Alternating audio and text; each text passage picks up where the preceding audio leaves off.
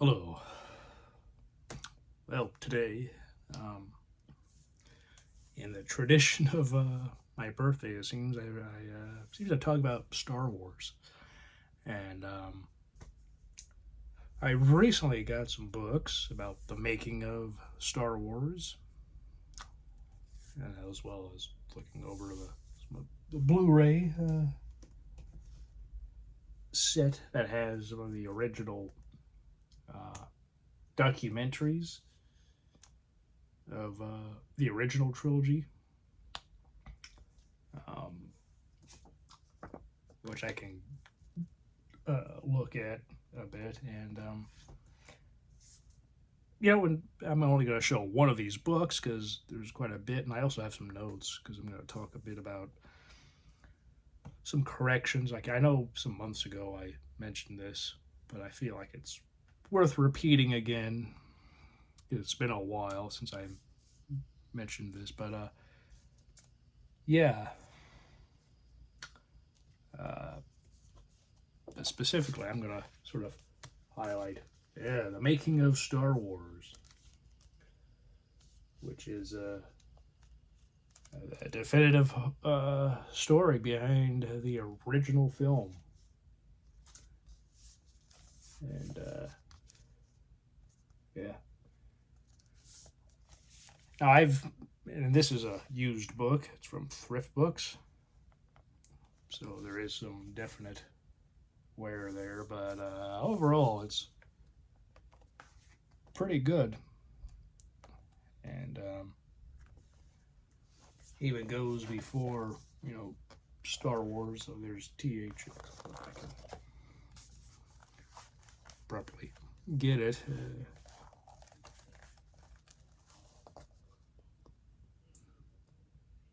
THX. There's Coppola and George Lucas. And this is just filled with so much of what was going on. It's over 300 pages. Has pictures and everything. And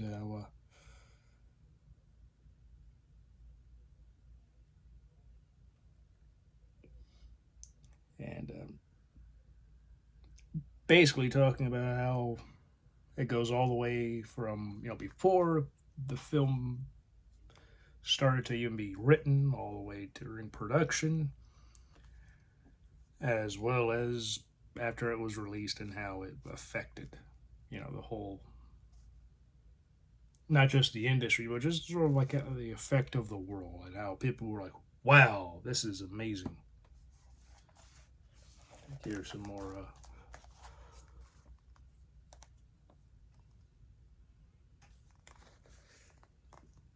One thing I also want to mention now that there is Alec Guinness is that he, I'm pretty sure I've said this before, but he never really hated Star Wars until a little later, because he had done films like The Lady Killers and many David Lean films like Bridge on the River Kwai, which won him the Academy Award for Best Actor. He also, which was also he worked on Lean in Lawrence of Arabia and Dr. Zhivago. So he had such a very good career, but seemed like every interview after the original film came out, and even after the trilogy was done, because he was in all three of those, Star Wars would always get brought up, and it would seem to take up a good chunk of the whole interview, even if it was supposed to be about a retrospective of his career or maybe another project that he's promoting. But all of a sudden, Star Wars would sort of dominate the conversation once it's brought up, and that, no doubt, with a man like him in his career, that would be a bit annoying. He never really disliked it, and also in the book, you can find that he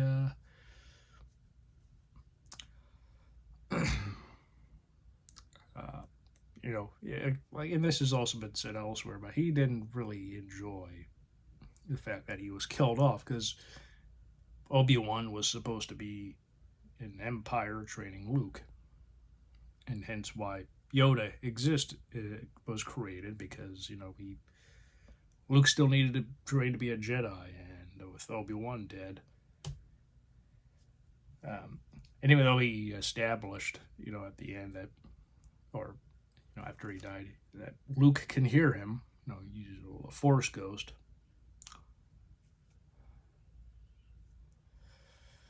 But still, it's like it's going to be a bit more effective if you have an actual physical person or creature train Luke. And he was not super happy, but Lucas was like, I've got Alec Guinness, and it's going to be a bit of a,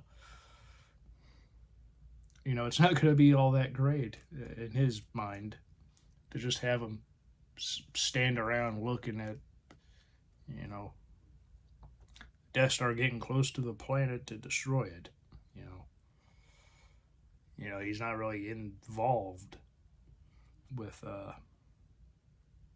the action that's going on. So he rewrote the ending to kill off Obi-Wan, which, of course, when he goes to do the sequel, well, now I've got a problem. And he, obviously, to solve that problem, Yoda is created. Another thing, if I can find it here, there is a line that Mark Hamill mentions when it comes to, like, if you've, I'm sure if you've, watched Empire of Dreams, which is an excellent documentary about the original trilogy. That was part of the 2004 release of the trilogy on DVD. There is a line that he says, "Hey, he will never forget it until his dying day."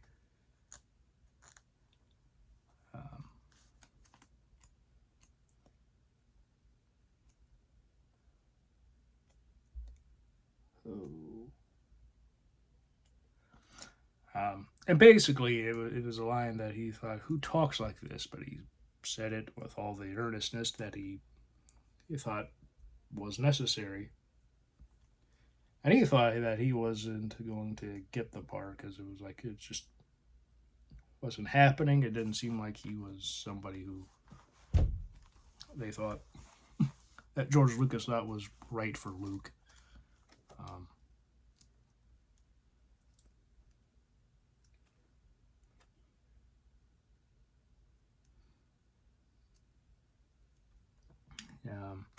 But anyway, the lines that he says actually was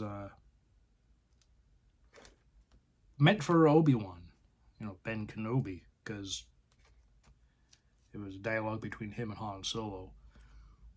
And that was never for Luke Skywalker.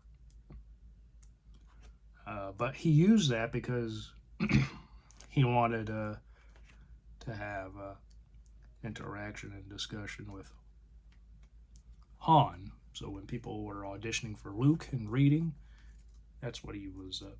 It's in here somewhere, but of course, now that I'm trying to specifically find it, which often happens. But I get, because I have my notes here that I wanted to talk. I don't have the other books right at the ready. They're over on a shelf of Empire and Jedi. And also from Rinzler, I actually remember I got the Revenge of the Sith making of book that he wrote, the making of Star Wars Revenge of the Sith. He did not write books on like that of the Phantom Menace or Attack of the Clones. He did some editing for some books on Attack of the Clones. About like the making of it or even like other stuff of that nature, but he himself did not write um, books on that film nor the previous one, as I mentioned. But yeah.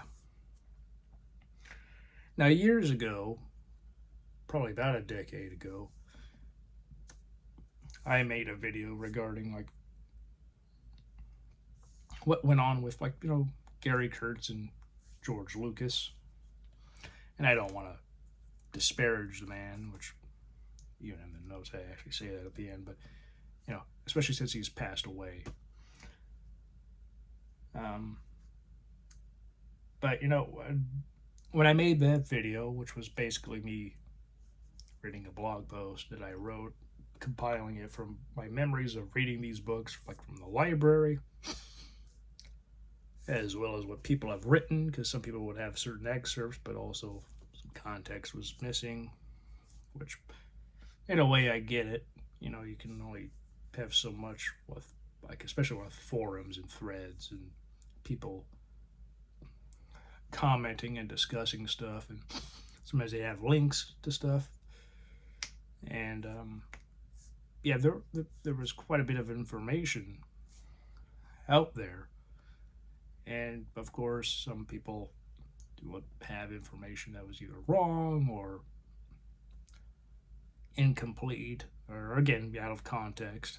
Um, so, being able to read all these books again here, and also not just trying to rely on my memory, which, as well as some faulty information I might have gotten or even misconstrued, um,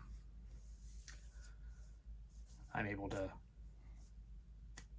properly, I guess, relay and correct what I got wrong or was just misremembering, or yeah, because the video was in like 2016, which was around that time I wrote that book, and I don't know why. I don't write blogs really. Um, I thought for a while I would, but I just after a bit I'm just like this isn't as fun as I thought it would be. But maybe I will start at some point again in the future. Um, I don't know about the near future, but yeah, who knows? Um, so yeah,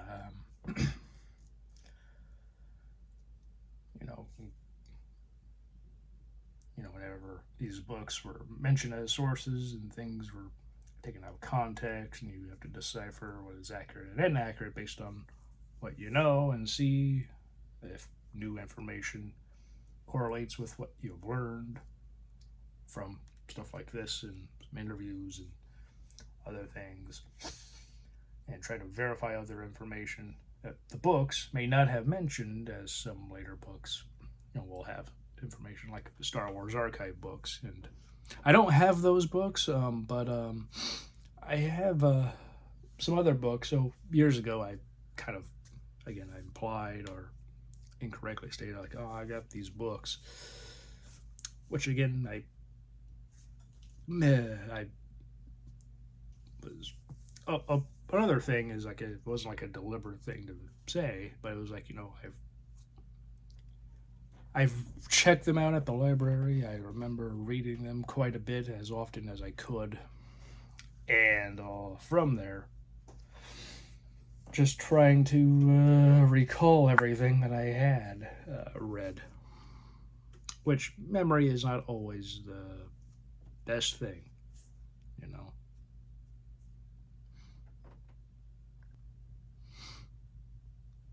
Um, and trying to go from memory again is not always the best, but you try to recall for the best you can, and yeah. But I did have books, some books that did talk about the making. They're smaller books, not like this and not as in depth, but the talk about the films and stuff. And who knows, maybe one day I will just talk about all these books individually, as well as some of the documentaries. But yeah, I also wanted to take a moment to again try to address certain things that are incorrect.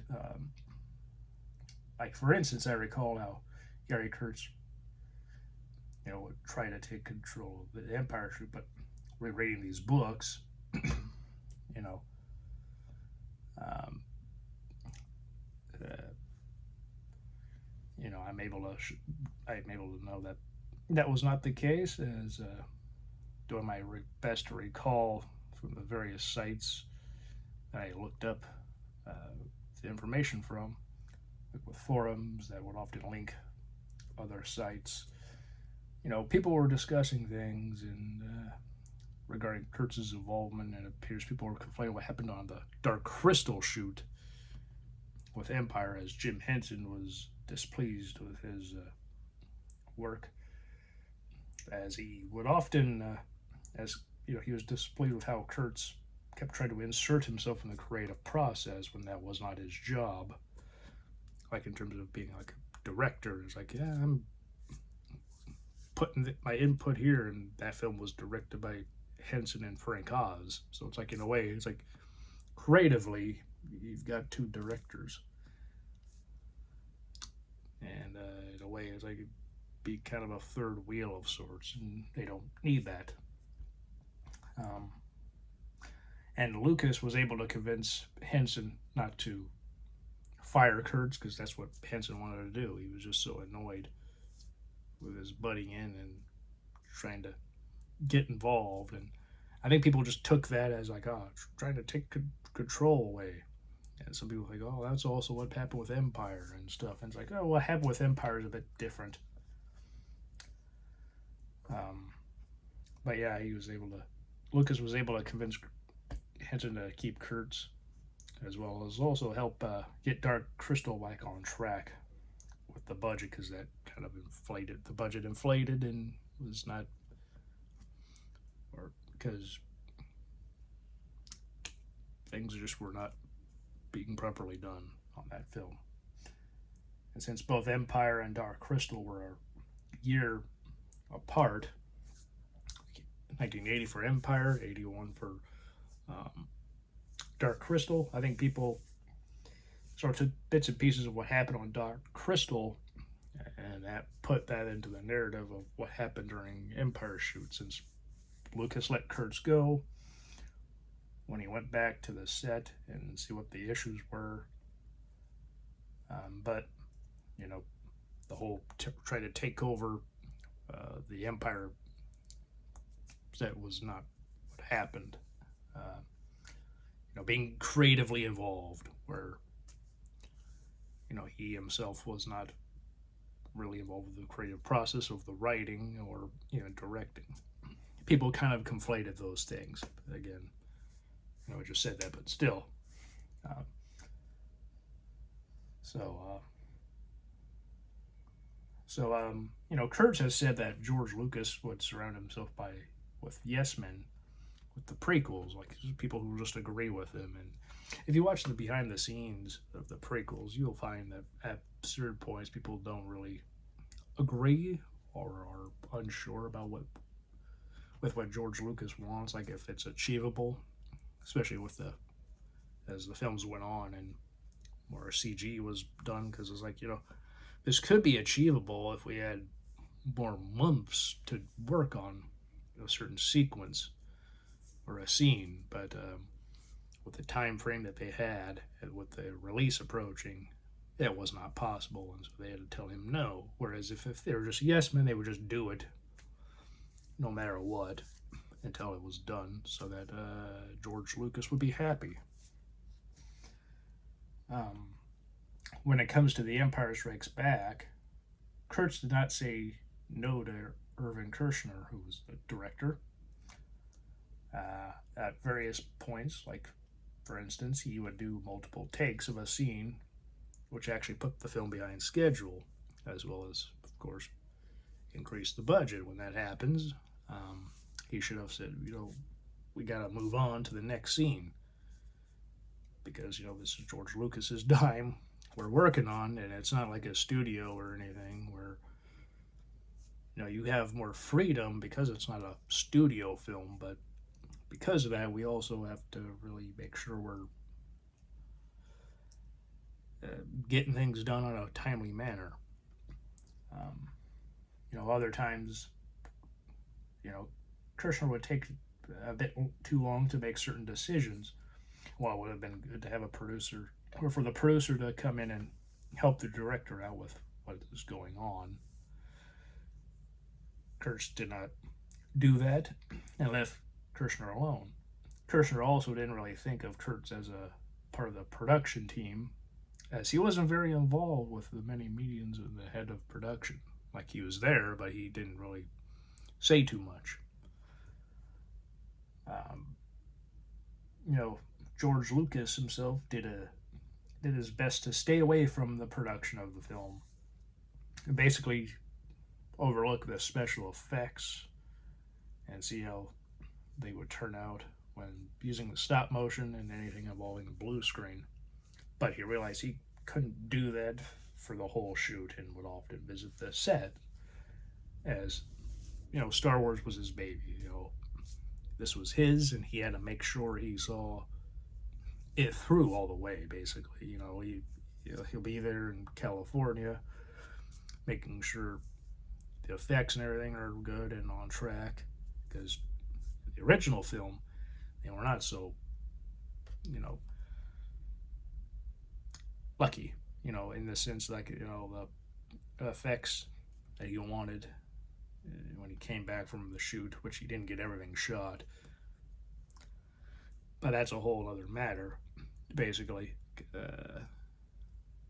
And when he came back to America, he was able to do some pickups, but again, he was only given such a amount of time after principal photography for all that. And yeah, the shots of effects that were supposed to be done were not. And basically, there's like 4 of those were in a state that was on the right track, but everything else he had to reject, and they had to start over because they just were not what he wanted or envisioned. So yeah, George Lucas had to see what the progress of the film was, and yeah, and at a certain point, when this happened, Lucas realized things were behind schedule. He fired Kurtz, at which point things got back on track as he was supervising Kirshner and reining him in whenever it was necessary. Because these films all have George Lucas's fingerprints, he may not have directed Empire or Jedi, but you can't just say this was all a Irving Kirshner film or a Richard Marquand film. George Lucas was heavily involved too. But a lot of people like to anymore say how he was just kind of there to supply the money, and that was it, like for those 2 films. Though people do often say, he did have quite a bit of a hand in Empire or in Jedi. Not so much Empire, but it's not entirely true.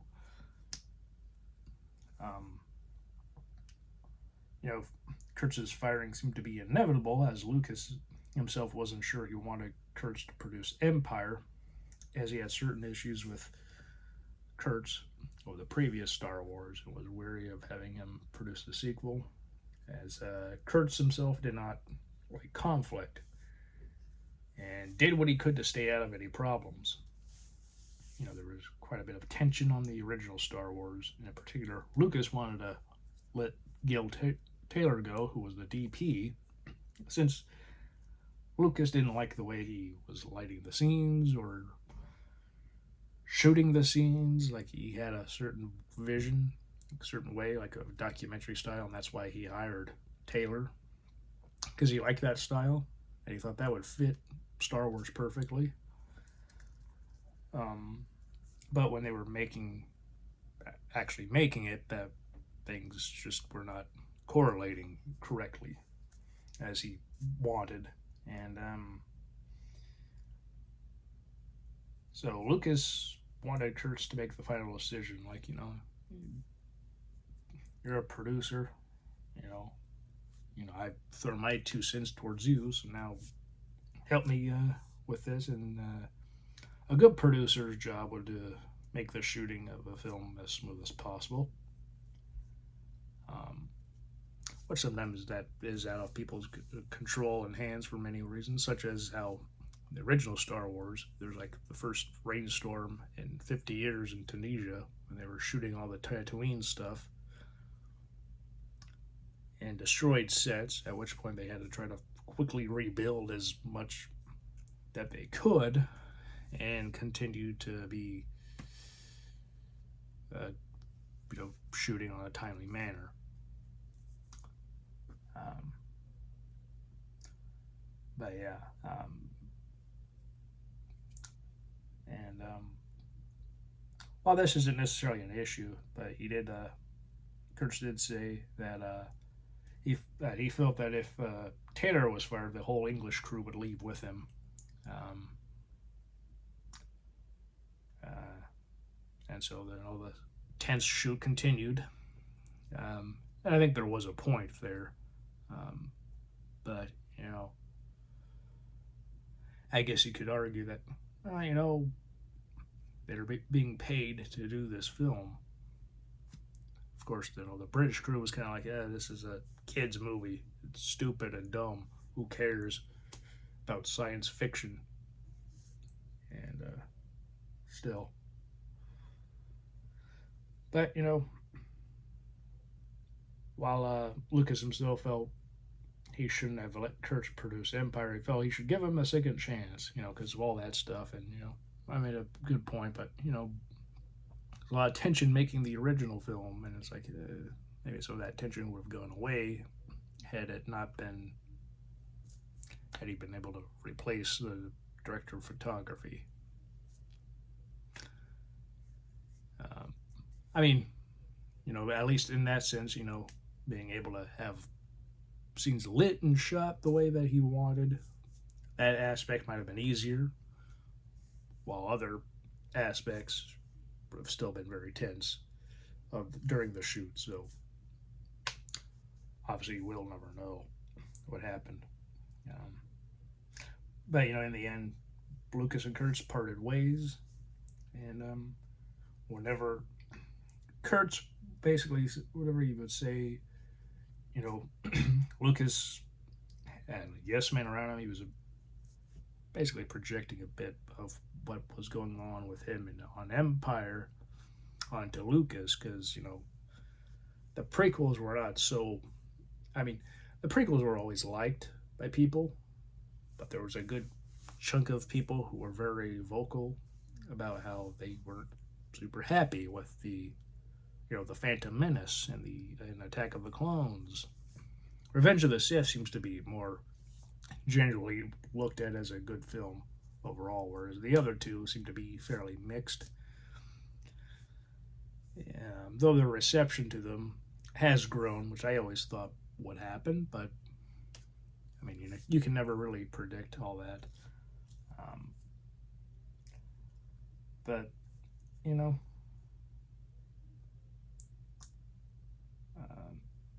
and again, this isn't to bash Kurtz since he passed away, years ago.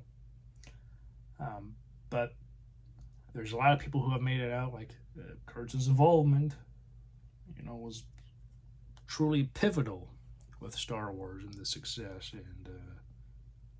and some even kind of spin it as if he was the mastermind, and it's like rating this, it's like not so much. You can, and that's not to put him down again, but it's like George Lucas is the mastermind. He wrote this, he created it, and you actually get to see how the evolution of these characters, like Luke from being a 60-year-old general to eventually where he is now, the final product of the script and the screen.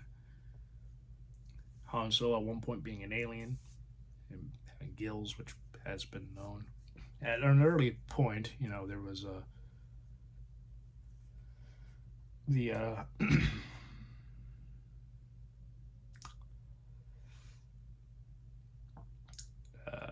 two young people, the guy, main character's brother, he was killed off, or he was killed, I guess I should say. And the older brother was in sort of like a, he was like a protagonist. And then there's like, Star Killer and everything, and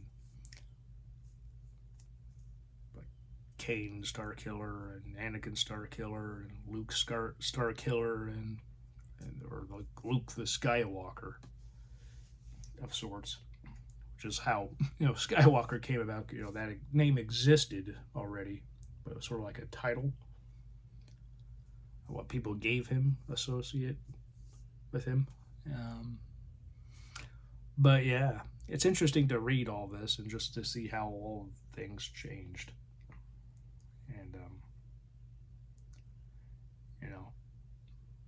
and also Marshall Lucas, who is a co-editor of the original film and helped edit the last two films of the original trilogy. A lot of people give her credit for the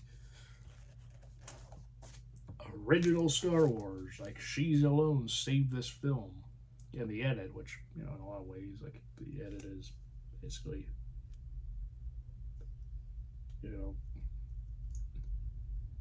with the edit, you have to make sure it's good because all the good stuff is in there and it all works. It's great. If certain things are in there that shouldn't be, that should have been cut out, it doesn't work so well. Also, Richard Chew and Paul Hirsch also edited the film with her. They all edited at different stages. And George Lucas himself actually edited the film. But he decided not to give himself any credit, as he didn't feel he didn't think his name needed to be there all the time. And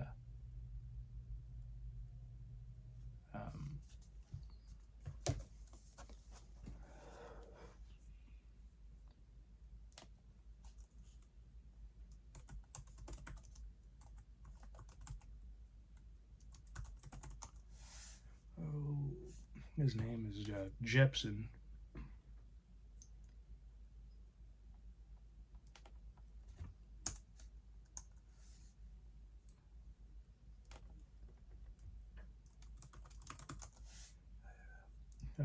John Gibson. Yeah, Gibson. Yeah, he was the original editor of Star Wars, but he decided to.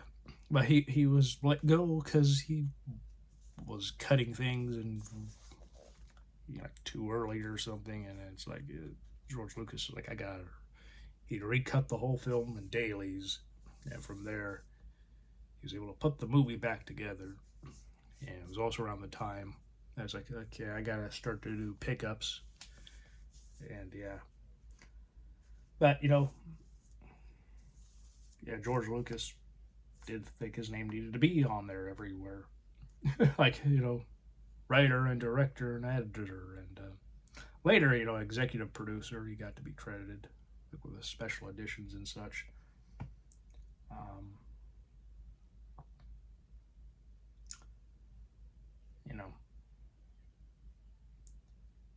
That, the way people talk about, Gary Kurtz, and it makes it sound like he was such a integral part that you would believe everything he did after Star Wars was a huge smash hit. And it was not necessarily the case. Not that his career was bad.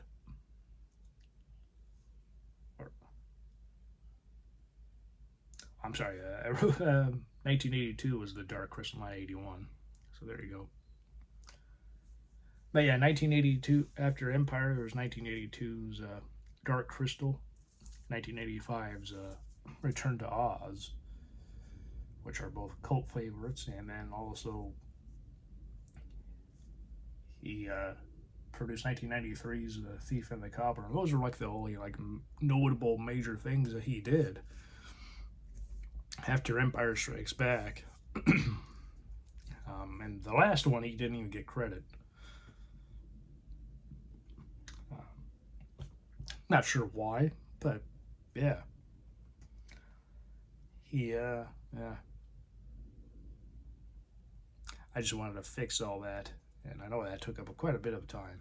But on to the documentaries. I know a lot of people with this, when it came to this, the set, obviously, people weren't super happy with some of the changes that were already,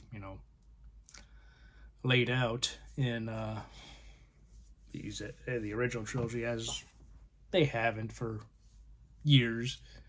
There is this misconception that people hated the additions in 1997, but no, nobody had an issue with Jabba being put back in, which is what George Lucas always wanted. But time would not allow, because especially with effects and everything, so he couldn't just have insert a new character. Plus, he hadn't necessarily nailed down the slug-like creature we all know of Jabba now. At a certain point, he thought, Jabba might be furry, so the actor playing him has like this like furry vest on and everything. But yeah.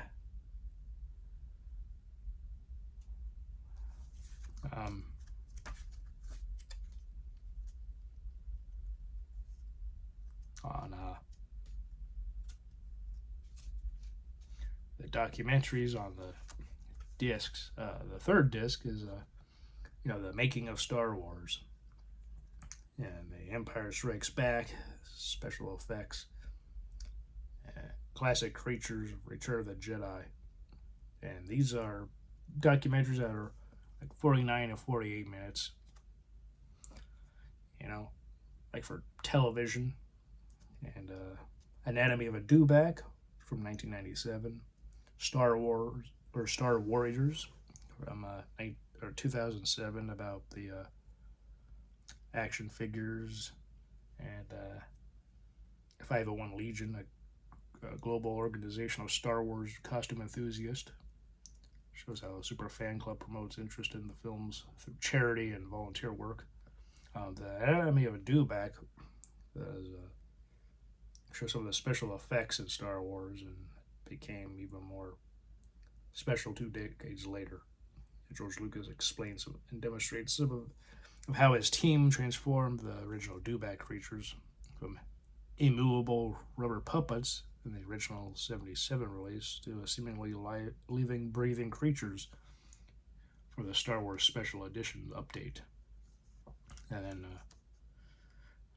Conversations with the Master, the 30th anniversary of the Star Wars, The Empire Strikes Back 30 years later, which has George Lucas, Irvin Kershner, Lawrence Kasdan, and John Williams talk about making of The Empire Strikes Back, a in-depth retrospective, and also Star Spoofs, which is just a collection of movie scenes and TV parodies from Simpsons, Family Guy, How I Met Your Mother, as well as Weird Al Yankovic's music video of where he parodies American Pie. It makes it called The Saga Begins. And there's interviews on the 2 discs, the first 2 bonus discs, with all these actors, actresses, and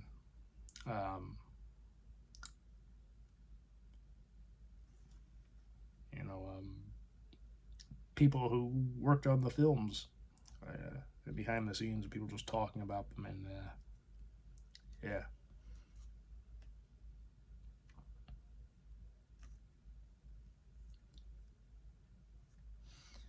And there is disappointment that the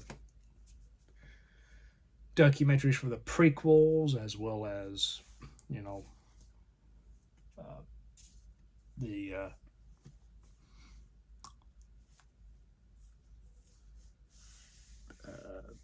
Empire of Dreams documentary was not on this set. And I guess for George Lucas, like, if you're gonna put them, like, they are on DVD, so I'm gonna make sure people have all new stuff that they did not were not able to own before, beyond like VHS tapes, like those from like 77, 80, 83. You know, you could probably buy, like, yeah, you could buy those on VHS way back when, and even now on eBay, but not in a better looking quality. So yeah, and I do think it would have been cool if all those documentaries for the prequels, like the making of, as well as the featurettes. Like, there's some excerpts from those featurettes and stuff on here in interviews, but not all of them are on here, and that is a shame. And hopefully one day we will get to see those on Blu-ray. Uh, Next year's the 50th anniversary of the original film, so hopefully we will get to see some cool stuff. And also, regarding the special editions, I've never disliked them, but I definitely can. I understand the desire and want of the original trilogy properly restored and looking great, and having releases of those on Blu-ray, and nowadays we got 4K. I know there's people who basically do bootlegs of those, and I've never owned them.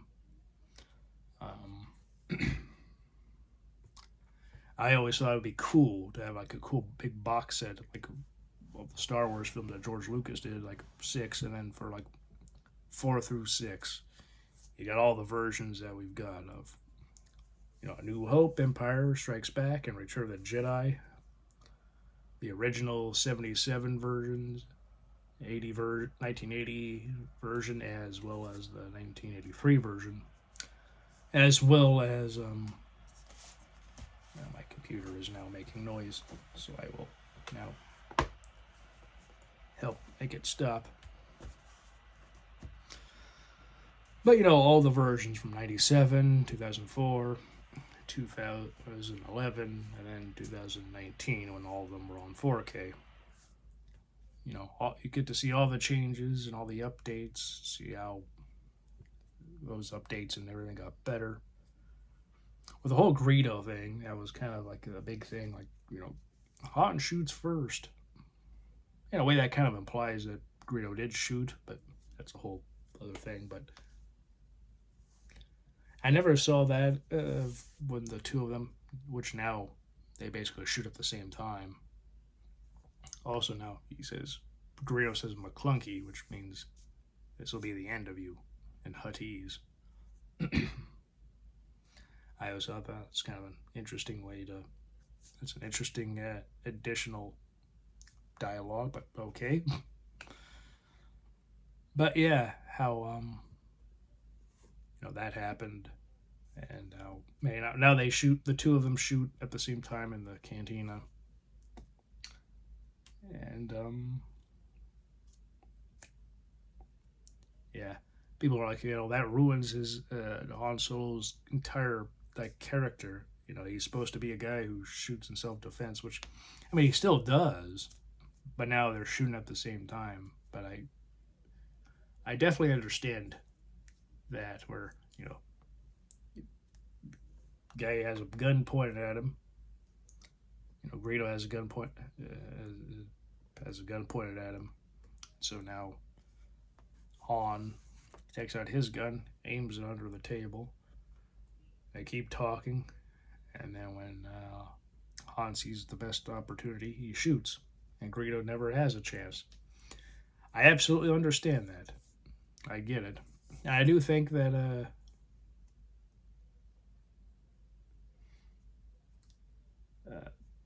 though the reasoning by Lucas is not the strongest, where he apparently people thought Han Solo was a cold-blooded killer. I don't know who ever thought that, but okay. I guess there might be some people who did. But regardless, because and I saw an interview, if you ever interested in more in-depth stuff about the making of these films, go to Rick Worley's channel. He's talked about Star Wars and he has some live streams. Um, and he talked to somebody who worked on the special editions and also played Boba Fett. You know,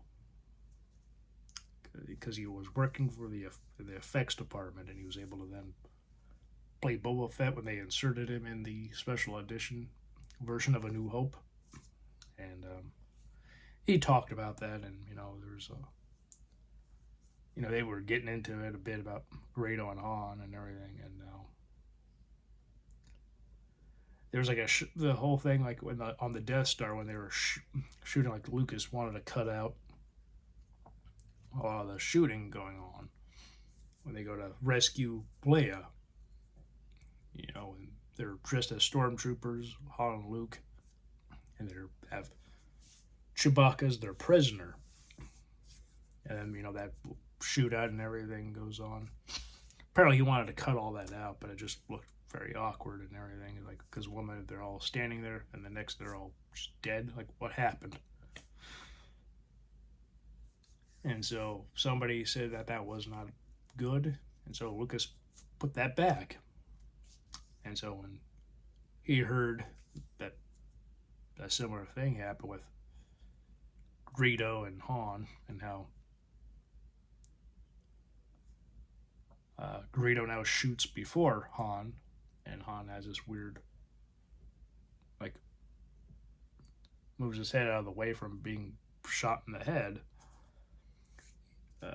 You thought somebody would have said that's not a great, that isn't great or whatever, and explain a bit why. But apparently no one did, and so yeah. I've never thought it destroyed the character of Han. I mean, the character of Han, he's a smuggler. He's kind of like in it for himself, really. I mean, he likes Chewbacca, obviously, that's his friend, but he wants he wants his he wants to get paid at the end of the day. And then with the whole Jabba thing, people are like, oh, everyone should fear Jabba and everything. I think when it comes to Jabba, the reason why Han acts the way he does is because the whole thing is the two of them have been sort of working in tandem for a long time. And he's one of the top guys, top smugglers that Jabba has hired. And so he sort of gets a bit more leeway compared to others. You can trust Han to do the job. Like, smuggling something for him, there you go. Or if he smuggles something to somewhere, to a certain planet or system, and then has to give money to Jabba, there you go. You smuggle something to and or from somewhere, there you go. Jabba gets his money, but he has to drop the shipment at a certain point because the Imperials are coming, and he sometimes gets boarded. He's gotta can't always make a quick escape like he would like, so there you go. And yeah, that's something with Jabba, and a lot of people like that just kind of gives the audience again information that we've heard with Greedo, and in a way it doesn't necessarily need to be repeated. I kind of get it to a good extent. Of course, Jabba would not have any way of knowing this deal and how he's going to get the money, and he'll be able to pay off what he owes him and everything. You just need some more time. He was telling that to Greedo, but then Greedo didn't care. He was just going to shoot him anyway. But then, of course, Han shoots Greedo also. So there you go. But yeah, I don't really mind the changes too much. But I do think it would be cool to have a cool box set, especially with the George Lucas ones, with all the versions of the original trilogy. Whether that will happen or not, I don't know. And next year they're going to have the original film, the unaltered 1977 version, being re-released. And there are some people who are not so happy, like they're just going against what George Lucas wants. Last year they had a screening of the unaltered cut of Star Wars, and it was not received so well because people are like, this is like the effects are bad, but like this is a nearly 50-year-old film, and these days the effects are better, and even in these versions, this version, the effects are technically better. Whether you like the Jabba scene being put back in, or like or are fine with Greedo and Han shooting at each other at the same time, basically, whether you like that or not, it's whatever at this point, but whether or not you like that or dislike it, whether or not you like it, the overall look of these movies are better. They look better, they're cleaner, the effects have been improved, and yeah, in many ways it is closer to what George Lucas wanted, but of course, doing so, people will say that he's compromising, and in watching these documentaries, you get a sense, in addition to these books, you get a sense of what kind of film he wanted to be. Very, like the universe is used. It's like it's not a clean place like all sci-fi films typically are. Prior to Star Wars, it was usually clean, rarely dirty. So he decided, it has to be a used worlds and universe. So everything is not super pristine. But it's what he wanted, and people, when they saw the original version, many of them for the first time on the big screen in France, they were just like, "Wow, this is not very good looking." And it's like it's a nearly 50-year-old movie. In terms of effects, yes, the effects of today in many ways are better. We're looking at a film from almost 50 years ago, and how it looked originally. It does not look as clean. But yeah, these documentaries and these books, when watching them and rereading these books again, it's really good to see. And I've given my thoughts just because I think in some cases of the special editions it's a bit overblown. Though I do say I will agree that it would be great to see all the original versions again on Blu-ray. Because George Lucas though has been consistent in not liking, or being happy, I guess would be a better way, of how those films turned out. Like he wanted them to be a bit more, I guess, vibrant and full of life in certain places. Hence why, and they're stopped in A New Hope by the stormtroopers and talking about the droids. That's why he has a lot of stuff going on now. A lot of creatures, a lot of people walking around. Of course, people will say that's not the greatest thing ever, but yeah. And people will also say George Lucas is a hypocrite for all these changes because he spoke at Congress about all this stuff with changing things with film history and all that, which people kind of miss the point. They're missing the point in the sense that what he was talking about specifically was the colorization of black and white films, because there's you know uh, It's a Wonderful Life was in public domain, so that film basically has no copyright, obviously, so the owners don't have the rights anymore. And in that sense, anybody can do whatever. Whether that's they should or not is another thing. But the people who directed and produced and acted in so many of those people, film like that, or Citizen Kane, or any film that was beloved and looked at as excellent from like the 30s, 40s, and 50s, that were all in black and white. Colorizing them was seen as a terrible thing. And now studios should not be able to do that. The people, like the directors, they should be able to say yes or no.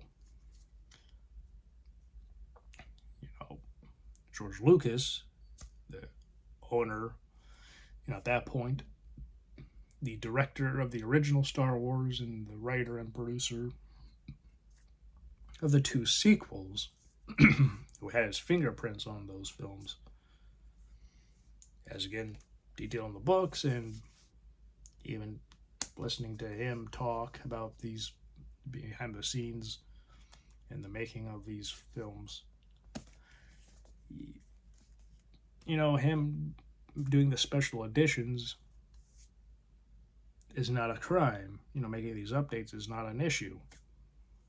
Now, the issue people have is that the option of seeing the original unaltered cuts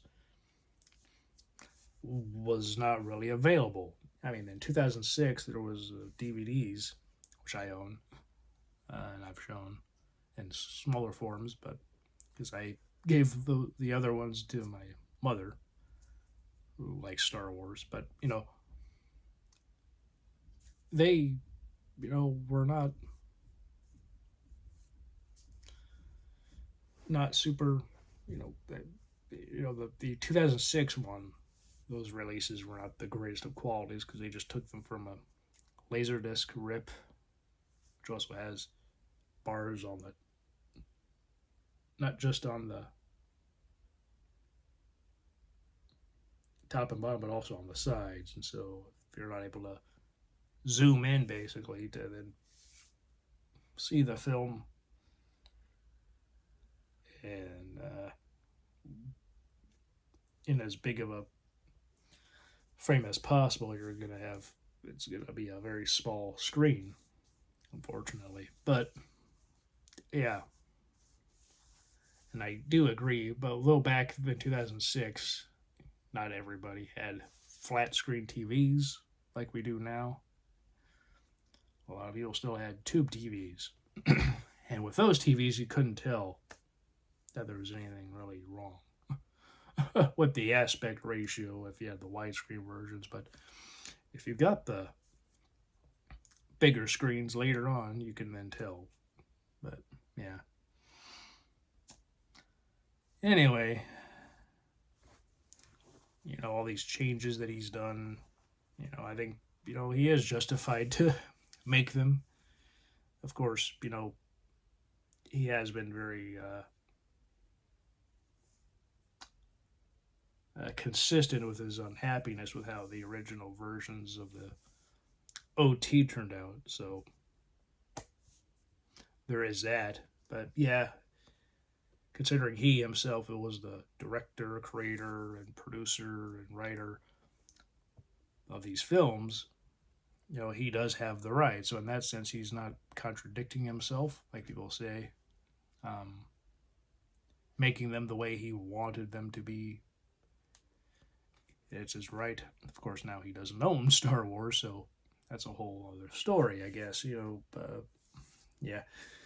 A lot of people might not be super into that or agree with me on that, and that he should just let the original trilogy be out there in the original form without all of his stuff.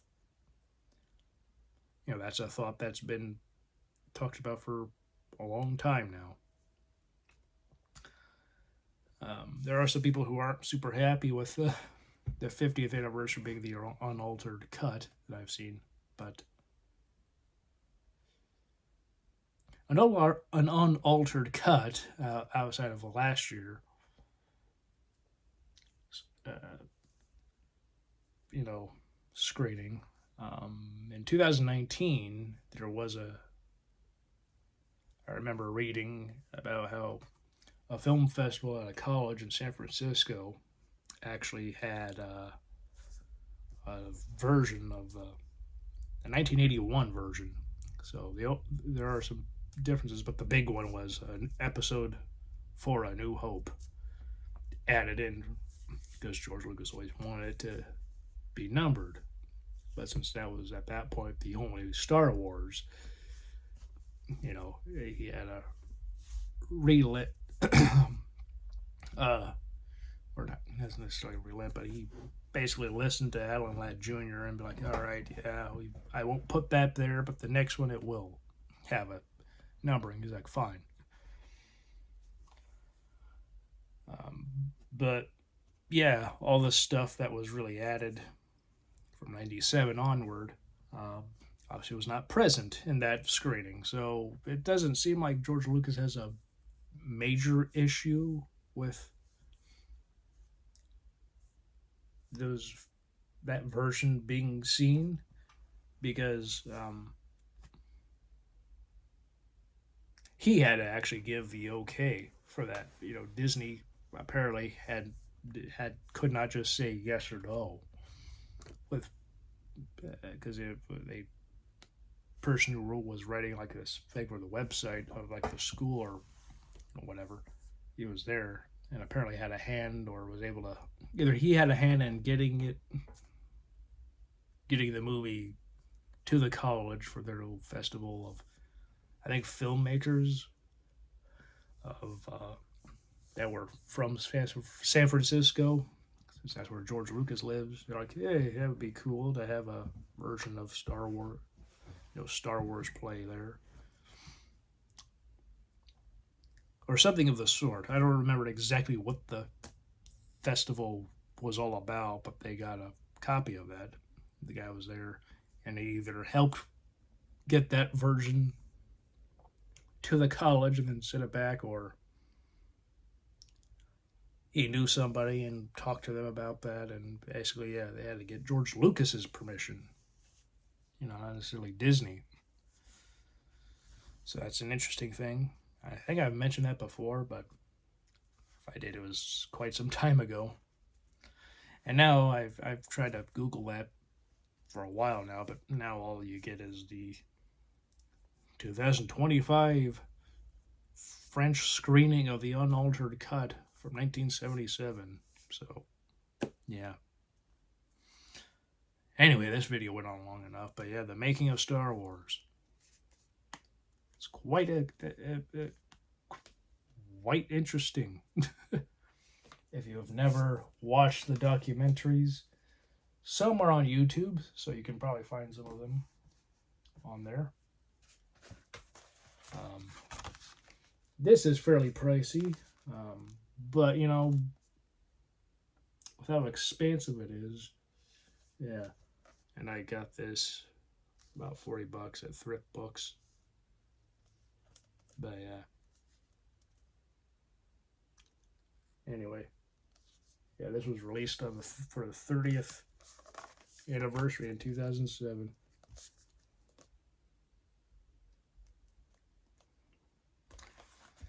So yeah, what do you think about the making of Star Wars? If that's something that interests you, do you find it fascinating? Do you find it boring? And like, I just want to watch the movie, or does it enhance your enjoyment of it? It does me. Whenever I watch documentaries or featurettes about the making of films, it makes me appreciate the movie even more. Really. But that's me. Also, there's commentary, and I don't always listen to the commentary, but for Star Wars, I do. But yeah.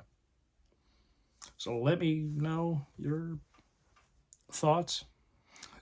This went on for quite a while, So if you've made it to the end, thank you.